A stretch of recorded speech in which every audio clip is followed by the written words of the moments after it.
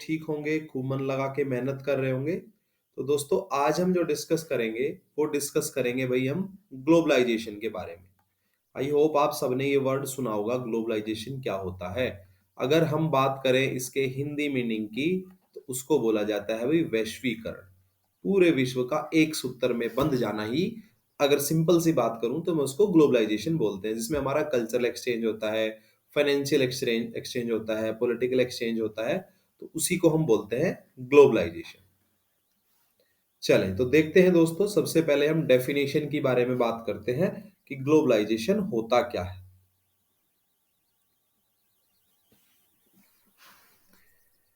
Globalisation as a concept fundamentally deals with flows. भाई ये प्रवाहों के साथ, फ्लोज के साथ डील करता है fundamentally. These flows could B of various kinds. और ये जो प्रवाह होते हैं, जो फ्लो होते हैं, वो कैसे होते हैं? वेरियस काइंड्स के होते हैं। Ideas moving from one part of the world to another, capital shunted between the two or more places, commodities being traded across borders, and the people moving in search of better livelihoods to different parts of the world. तो देखिए भाई, globalisation का जो concept है वो fundamentally किससे जुड़ा हुआ है? डील्स विद फ्लोज, प्रवाहों के साथ, प्रवाह करना। ठीक है, नदी का प्रवाह, नदी का फ्लो, ये सुना होगा ना आपने। तो these flows could be various kinds, और ये वेरियस काइंड्स के हो सकते हैं, जैसे ideas moving from one part to the world to another. भाई आइडियाज का जो एक पार्ट से दूसरे पार्ट में जाना, कैपिटल शंटेड बिटवीन टू और मोर प्लेसेस। ठीक है, कमोडिटीज का ट्रेड जो है, या फिर हम बात करें कि लोग जो लाइवलीहुड के लिए जाते हैं एक स्थान से दूसरे स्थान पे विश्व में। The crucial element is the world wide interconnectedness which is created and sustained as a consequence of these constant flows। और भाई जो क्रूशियल एलिमेंट है इस वर्ल्ड वाइड इंटरकनेक्टनेस का, जो इस अंतर संबंधता का, जो वर्ल्ड वाइड अंतर संबंधता का जो क्रूशियल एलिमेंट है, वो क्या है? Is created, which is created and sustained as a consequence of these constant flows. और ये जो कॉन्स्टेंट फ्लोज है, ये उन्हीं का क्या है? रिजल्ट है। Globalization is a multi-dimensional concept. It has political, economic, and cultural manifestations, and these must be distinguished adequately। अब देखो ध्यान से, ग्लोबलाइजेशन जो है दोस्तों, वो क्या है भाई? मल्टी डायमेंशनल एक कॉन्सेप्ट है। ठीक है, बहुआयामी एक कॉन्सेप्ट है। It has political, economic and cultural manifestation. और भाई ये कैसे हो सकता है? इसकी कुछ ये राजनीतिक रूप से, इकोनॉमिक आर्थिक रूप से और कल्चरल रूप से हो सकता है। And these must be distinguished adequately.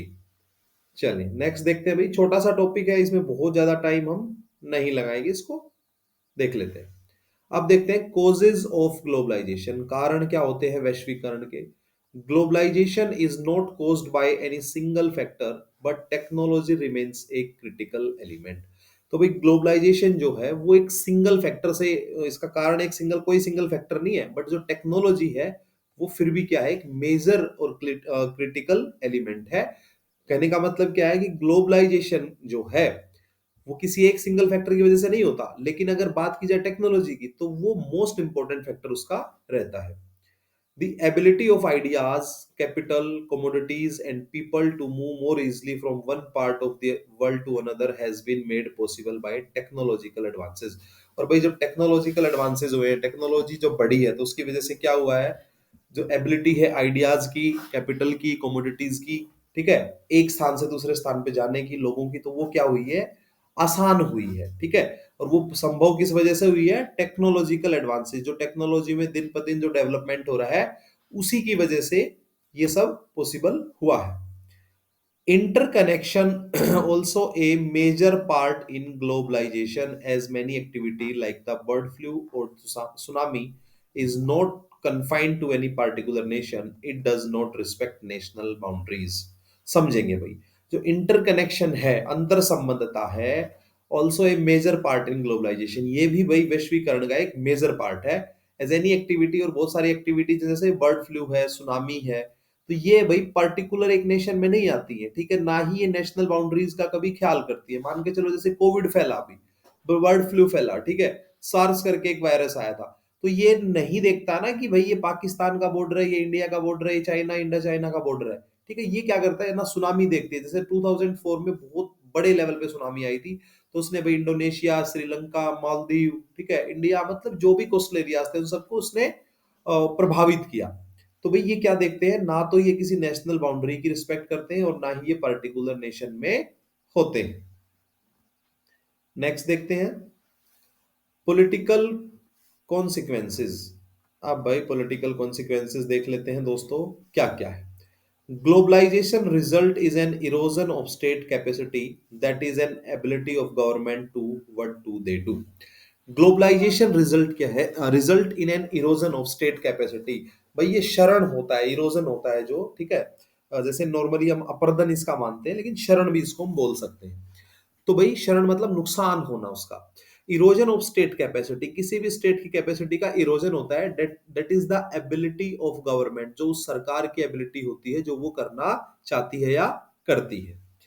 All over the world, the old welfare state is now giving way to a more minimalist state, and the market become the prime determinant of economic and social priorities. अब देखो भाई पूरे world में क्या हो गया है, जो वेलफेयर, जो पुराना वेलफेयर स्टेट था वो क्या हो गया है, बहुत ही मिनिमल लेवल पे काम करता है, ठीक है, उसका जो महत्व रह गया वो मिनिमल लेवल पे रह गया है।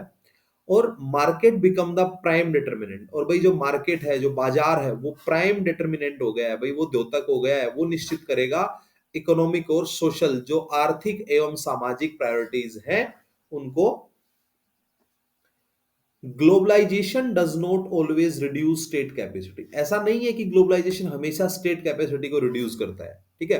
The primacy of the state continues to the unchallenged basis of political community, और वही जो प्राइमेसी है, ठीक है, स्टेट ऑफ द स्टेट की, वो कंटिन्यू करती है to be unchanged basis of political community, उसकी पॉलिटिकल कम्युनिटी के बेस पे ही वो क्या रहती है, सॉरी अनचैलेंज्ड है भाई, अनचेंज नहीं, अनचैलेंज्ड रहती है भाई पॉलिटिकल कम्युनिटी की वजह से। State capacity has got a boost as a consequence of globalization, ठीक है, जो स्टेट कैपेसिटी है उसको भी एक बूस्ट भी मिला है, ठीक है, और वो बूस्ट किसका रिजल्ट है, वो मिला है ग्लोबलाइजेशन की वजह से। with enhanced technology available at the disposal of the state to collect information about the citizens, और भाई citizens की जो पर्सनल इंफॉर्मेशंस हैं, ठीक है, उनको कलेक्ट करना भी पॉसिबल किसकी वजह से हुआ है, वो भी हुआ है इनहांस टेक्नोलॉजी की वजह से। टेक्नोलॉजी की वजह से ही देश के निवासियों के, स्टेट के निवासियों के, सिटीजन्स की, नागरिकों की जो पर्सनल इंफॉर्मेशन है उनको भी कलेक्ट करना पॉसिबल हुआ है। चले नेक्स्ट देखते हैं दोस्तों, इकोनॉमिक कॉन्सिक्वेंसेस, आर्थिक कॉन्सिक्वेंसेस हैं भाई। Economic globalization usually involves greater economic flows among different countries of the world. Some of this is voluntary and some forced by international institutions and powerful countries. तो देखेंगे इसको भी इकोनॉमी के point of view से देखेंगे, तो economic globalization usually involves greater economic flows, और भाई ये बहुत मतलब ग्रेटर, महान या बड़े इकोनॉमिक्स फ्लोज में इनको इन्वॉल्व किया जाता है among different countries of the world, अलग अलग देशों में। सम ऑफ दिस इज वॉलंटरी, कुछ तो भाई वॉलंटरी करते हैं, ठीक है, वो खुद ही करते हैं, and some forced by international institutions, और कुछ को फोर्स किया जाता है किसके द्वारा, इंटरनेशनल इंस्टीट्यूशंस के द्वारा, अंतरराष्ट्रीय संस्थानों के द्वारा, और पावरफुल कंट्रीज के द्वारा भी क्या किया जाता है भाई, उनको फोर्स किया जाता है, जबरदस्ती करवाया जाता है। Globalization has involved greater trade in communities across the globe, as it has reduced the imposing of restrictions on the imports of one country on another.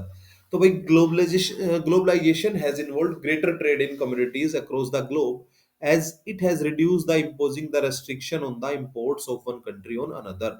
और भाई इससे क्या हो, मतलब ये एक सिंपल सी बात ये भी है कि globalization has involve greater trade, ये भाई ग्रेटर ट्रेड में भी इन्वॉल्व है, किसके, चीजों के, कमोडिटीज के, वस्तुओं के, अक्रॉस द ग्लोब, पूरे ग्लोब में, एक दूसरे से दूसरे देश में, as it has reduce the imposing of restrictions, और भाई जो रेस्ट्रिक्शंस लगाई जाती थी on the imports of one country on another, जब भाई आयात के ऊपर जो रेस्ट्रिक्शंस लगाई जाती थी एक कंट्री की दूसरे के ऊपर, उसको भी इसने क्या किया है, रिड्यूस किया है।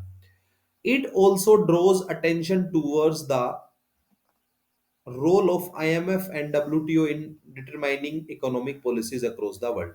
और भाई इसने अटेंशन ड्रॉ किया है towards the role of international monetary funds and world trade organization की, ठीक है।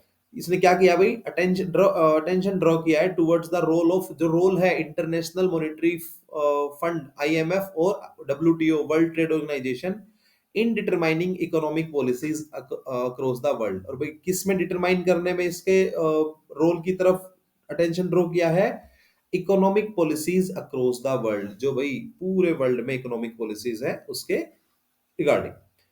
According to some, economic globalization is likely to benefit only a small section of population। और भाई कुछों के अनुसार, कुछ लोगों के अनुसार क्या है, इकोनॉमिक ग्लोबलाइजेशन है वो सिर्फ और सिर्फ एक छोटे से पॉपुलेशन को, एक छोटे से सेक्शन ऑफ पॉपुलेशन को बेनिफिट देने के लिए है, या उसका बेनिफिट थोड़े से लोगों को है। नेक्स्ट देखते हैं भाई,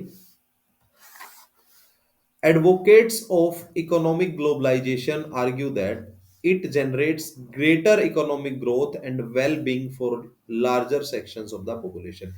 लेकिन जो एडवोकेट्स करते हैं इकोनॉमिक ग्लोबलाइजेशन को, जो इकोनॉमिक ग्लोबलाइजेशन के फेवर में है, उनका आर्ग्यूमेंट क्या रहता है, that it generates greater economic growth. ठीक है, क्या रहता है उनका आर्ग्यूमेंट कि भाई ये एक greater economic growth generate, greater economic growth को ही जनरेट करता है, एंड वेल बीइंग फॉर, और भाई अच्छा है किसके लिए, लार्ज सेक्शन ऑफ पॉपुलेशन के लिए ये अच्छा है। चलिए नेक्स्ट पॉइंट देखते हैं दोस्तों। अब हम बात करेंगे कल्चरल कॉन्सिक्वेंसेस की। हमने बात कर ली भाई इकोनॉमी की, अब हम बात करेंगे सामाजिक जो कॉन्सिक्वेंसेस हैं उनके बारे में। Globalisation leads to the rise of a uniform culture और what is called cultural homogenisation. देखो भाई, होमोजेनिसेशन का मतलब होता है एक रूपता। Globalisation leads to the rise of uniform culture, एक रूपता, एक कल्चर की बात, मतलब ये लीड करता है किसकी तरफ, लेके जाता है एक कल्चर की तरफ। व्हाट इज कॉल्ड कल्चरल होमोजेनिसेशन, ठीक है, और इसको बोला जाता है भाई सांस्कृतिक एक रूपता।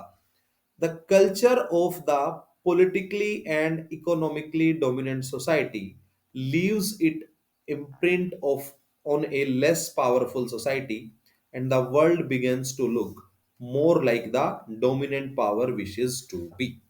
The culture of the politically and economically dominant society leaves its imprint on a less powerful society। तो भाई जो कल्चर है पॉलिटिकली और इकोनॉमिकल डोमिनेंट सोसाइटी का, वो हमेशा क्या करता है, एक इम्प्रिंट छोड़ता है, एक छाप छोड़ता है लेस पावरफुल सोसाइटी के ऊपर। जैसे भाई यूएस पावरफुल है, तो यूएस का खाना, यूएस के कपड़े, यूएस की लैंग्वेज, वो सब का क्या हो रहा है भाई, यूएस का जो वहां के जो पर्व मनाए जाते हैं, जैसे mother day, father day, Valentine day, तो उन सब का भी इम्पैक्ट हमारे ऊपर हो रहा है, मतलब जो लेस पावरफुल है। And the world begins to look more like the dominant power wishes to be। और भाई the world begins to look more like the dominant power wishes to be, और भाई विश्व ऐसा ही दिखना शुरू हो जाता है जैसा डोमिनेंट पावर्स उसको दिखाना चाहती हैं। नेक्स्ट देखते हैं, all cultures accept outside influences all the time. ठीक है, और भाई जो आउटसाइड इन्फ्लुएंसेस उसको सब कल्चर एक्सेप्ट करते हैं। Some external influences are negative because they reduce our choices. और भाई जो कुछ एक्सटर्नल इन्फ्लुएंस होते हैं वो क्या होते हैं, वो नेगेटिव होते हैं क्योंकि वो रिड्यूस करते हैं हमारी चॉइसेस को। But sometimes external influences simply enlarge our choices. और भाई कुछ, कई बार क्या होता है कि जो एक्सटर्नल इन्फ्लुएंसेस होते हैं, सो वो इनलार्ज करते हैं हमारी चॉइसेस को। So we can say that like every coin has two face। So cultural influence has two face, one is external and one is positive and one is negative।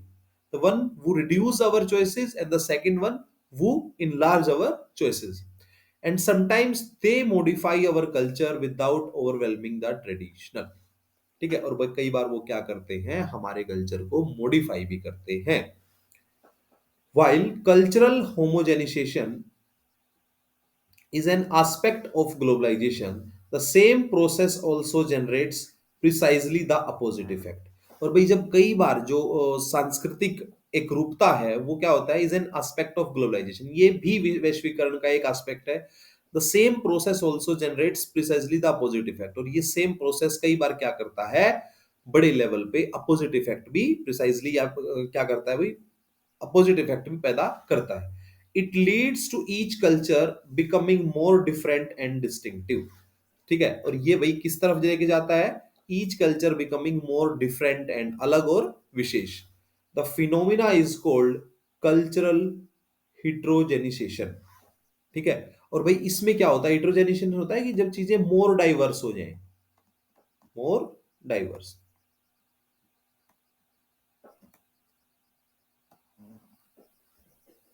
चले next देख लेते हैं दोस्तों।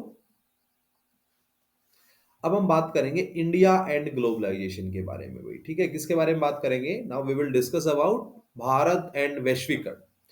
During the colonial period, a consequences of Britain's imperial ambitions, India became an exporter of primary goods and raw materials and a consumer of finished goods। देखो भाई क्या होता है, कॉलोनियल पीरियड में, औपनिवेशिक काल में, जब हम भारत ब्रिटेन का गुलाम था, ब्रिटेन की कॉलोनी था, तो क्या होता है, हम एक्सपोर्ट करते हैं कच्चे माल का। ठीक है, जो हमारे प्राइमरी गुड्स थे और कच्चा माल था, हम उसका क्या करते हैं, एक्सपोर्ट करते हैं, एंड कंज्यूमर बन जाते हैं, इंपोर्टर बन जाते हैं फिनिश्ड गुड का, मतलब तैयार माल का। But after independence, because of this experience with the British, we decided to make things ourself rather than relying on others. लेकिन भाई आफ्टर इंडिपेंडेंस हम डिसाइड करते हैं, हमारी कंट्री डिसाइड करती है कि यार ब्रिटिशर्स की वजह से जो हमारी आदत बन गई है चीजों को बाहर, कच्चे सामान को बाहर भेजना और पका मतलब बनी हुई चीजें, तैयार माल को वापस लेना, तो हमने क्या किया भाई, हम दूसरों पर रिलाई नहीं रहेंगे, we decided to make things, और भाई हम खुद ही चीजें बनाएंगे। We also decided not to allow others to export to us on that our own producers could learn to make thing. और हमने क्या डिसाइड किया, we also decided not to allow others, कि भाई दूसरे एक्सपोर्ट ना करें यहाँ, दूसरे यहाँ एक्सपोर्ट ना करें, और जिससे क्या होगा कि हमारे जो प्रोड्यूसर्स हैं वो नई चीज बनानी सीख जाए। तो इसलिए हमने क्या डिसाइड किया कि हम दूसरों का एक्सपोर्ट यहां नहीं होने देंगे। नेक्स्ट देखते हैं दोस्तों। इन 1991, responding to a financial crisis and to the desire for higher rates of economic growth, India embarked on a program of economic reforms that has sought increasingly to deregulate various sectors including trade and foreign investment।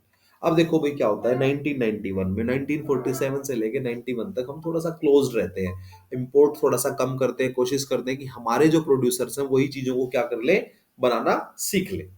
Responding to a financial crisis, जब हमारे यहाँ financial crisis आता है तो उसके response में हम क्या करते हैं, and to the desire for higher rates of economic growth, भाई इकोनॉमिक ग्रोथ हमारी अच्छी हो, उसकी हायर रेट हमें मिले, India embarked on a program of economic reform. और वही इंडिया क्या करता है, इकोनॉमिक रिफॉर्म का एक प्रोग्राम स्टार्ट करता है, that has sought increasingly to deregulate various sectors.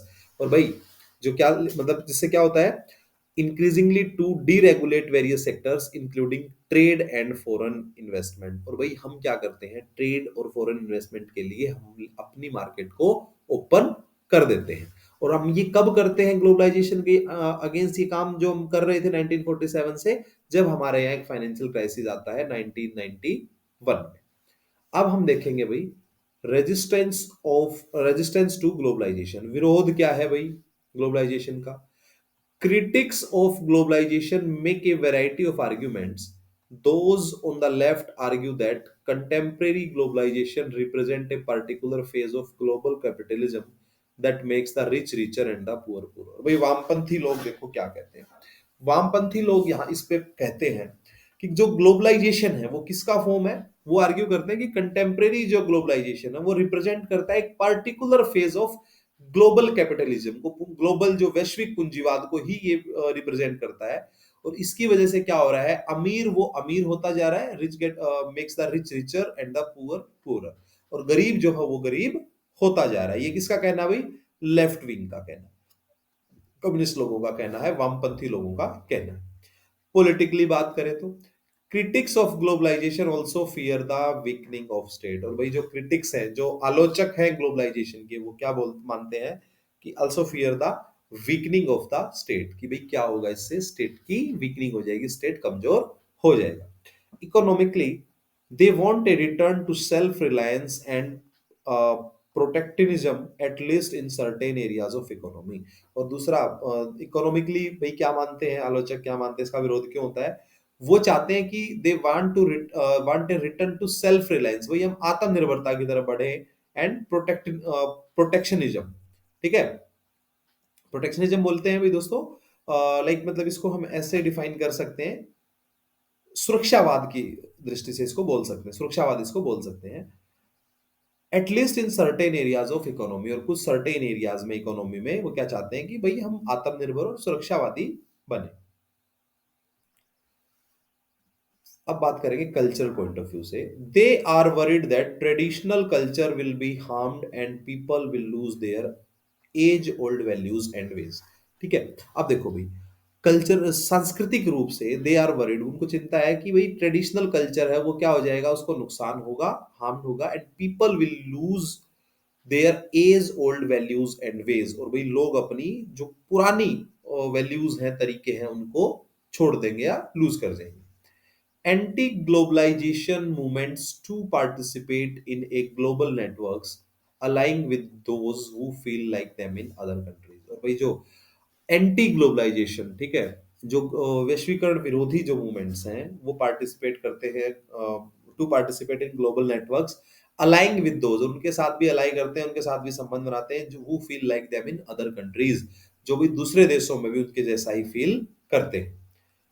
The World Social Form Forum (WSF) is a global platform bringing together human rights activists, environmentalists, labor youth, and women activists oppose the neoliberal globalisation.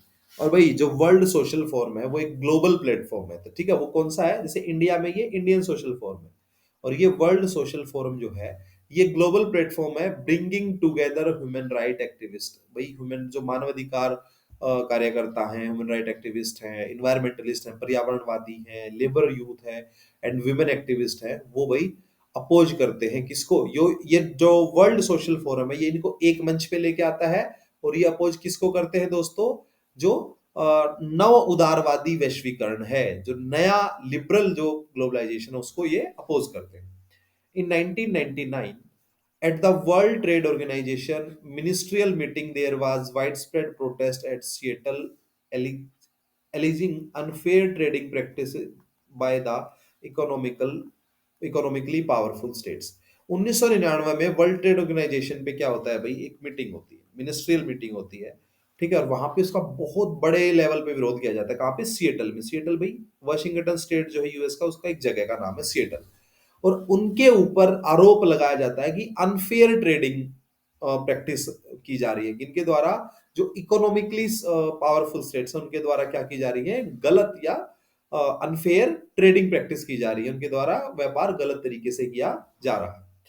It was argued that the interest of the developing world were not given sufficient importance in the evolving global economic system। और उनका कहना था कि भाई जो ये evolving global economic system है इसमें डेवलपिंग वर्ल्ड को या डेवलपिंग कंट्रीज को सफिशिएंट इंपॉर्टेंस नहीं दी जाती है। नेक्स्ट देखते हैं भाई, India and resistance to globalization. अब भारत और भाई जो वैश्वीकरण का विरोध है एक बार उसको भी देख लेते हैं। Now we will discuss about the resistance in India to globalization. Resistance to globalization in India has come from different quarters. देख लेते हैं भाई कौन कौन से क्वार्टर्स आता है। There have been left-wing protests to economic liberalization voiced through political parties as well as through social forums like the Indian social forums। देखो भाई जो लेफ्ट है भाई, जो वामपंथी हैं, वो प्रोटेस्ट करते हैं economic liberalization and voice through political parties as well as through forum like the Indian social forum. और भाई वो पॉलिटिकल पार्टीज और इंडियन सोशल फोरम जैसे फोरम्स के माध्यम से भी क्या करते हैं, अपनी आवाज उठाते हैं। नेक्स्ट देखते हैं दोस्तों,